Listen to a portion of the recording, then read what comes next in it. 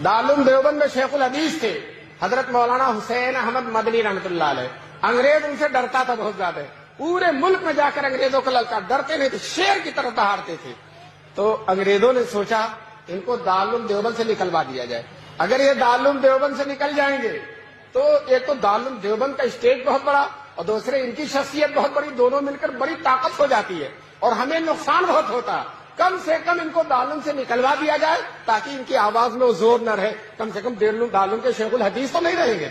लेकिन चूंकि दारुल देवबंद अंग्रेजों से एक पैसा नहीं लेता था तो अंग्रेज उस पर कोई आर्डर भी नहीं दे सकता था।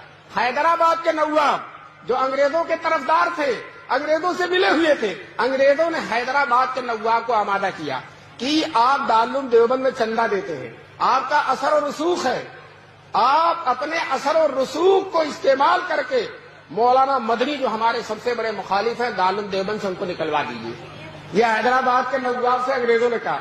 नवाब ने न आओ देखा न तो इतना लंबा खत लिखा और दारुल देवबंद के मोहतमीम हकीमुल इस्लाम कारी तैयब साहब रहमतुल्लाह अलैह थे।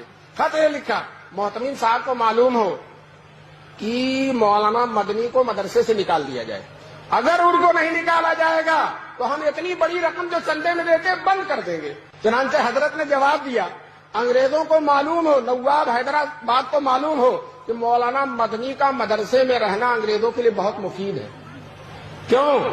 हम उनको हफ्ते में 6 दिन छुट्टी नहीं देते, बुखारी और तिरमिजी पढ़वाते हैं, जुमे के 1 दिन छुट्टी के मिलते हैं, मुल्क में कहीं जाकर अंग्रेजों को ललकारते हैं। तो अगर हमने उनको मदरसे से निकाल दिया तो उनका पूरा हफ्ता खाली हो जाएगा और जब पूरा हफ्ता खाली होगा तो 1 दिन के बजाय 7 दिन हफ्ते में मुखालफत करेंगे और जब 7 दिन मुखालफत करेंगे तो अंग्रेज को अगर 7 साल में जाना तो 1 ही साल में जाना पड़ जाएगा। इसलिए अंग्रेजों की भी भलाई इसी में है कि शेर को पिंजड़े में बंद रखा जाए और मौलाना को मदरसे में। ये कारी तैयब साहब ने जवाब लिखा। कुछ दिनों के बाद शेखुल इस्लाम हजरत मदनी को मालूम हुआ तो दफ्तर एहतमाम में तशरीफ लाए। हजरत कारी तैयब साहब से कहा, कारी साहब मेरे बारे में क्या खत आया और आपने क्या जवाब दिया? तो कारी साहब ने कहा, खत हैदराबाद का खत और अपना जवाब शेख मदनी के सामने रख दिया।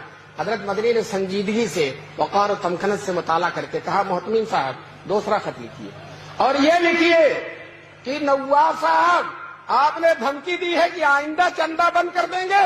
हम आपसे कहते हैं कि अब तक साल से जितना चंदा दिया आपने सारे चंदे की फहरिस्त भेज दीजिए, आपकी सारी रकम वापस कर दी जाएगी। आइंदा देना तो दूर की बात है, आपकी सारी रकम वापस कर दी जाएगी।